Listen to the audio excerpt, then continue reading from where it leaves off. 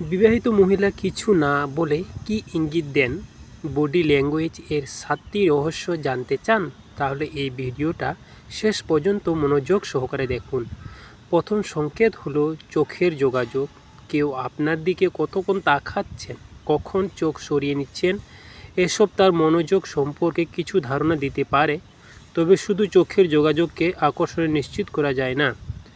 দ্বিতীয় সংকেত হলো মুখের অভিব্যক্তি, হাসি, ভ্রু উঠানো, অবাক হওয়া বা প্রস্তুতি, এসব তার আবেগ পরিবর্তনের প্রকাশ করতে পারে।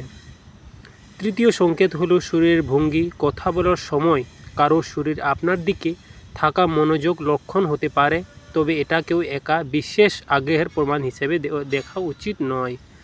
চতুর্থ বিষয় হলো ব্যক্তিগত দূরত্ব। কেউ আপনার কাছাকাছি স্বচ্ছন্দ বোধ করছেন নাকি দূরত্ব বজায় রাখছেন, এটি তার কমফোর্ট লেভেল সম্পর্কে ধারণা দিতে পারে। পঞ্চম সংকেত হলো কথাবার্তার ধরন। নিজে থেকে কথা শুরু করা, প্রশ্ন করা এবং কথোপকথনে চালিয়ে যাওয়ার সাধারণত যোগাযোগ। ষষ্ঠ সংকেত হলো আচরণের পরিবর্তন। সাধারণত যে ব্যক্তি স্বাভাবিকভাবে কথা বলেন তার আচরণ হঠাৎ বদলে গেলে সেটি লক্ষ্য করার মতো বিষয় হতে পারে। তো পরিবর্তনের কারণ অনেক কিছুই হতে পারে।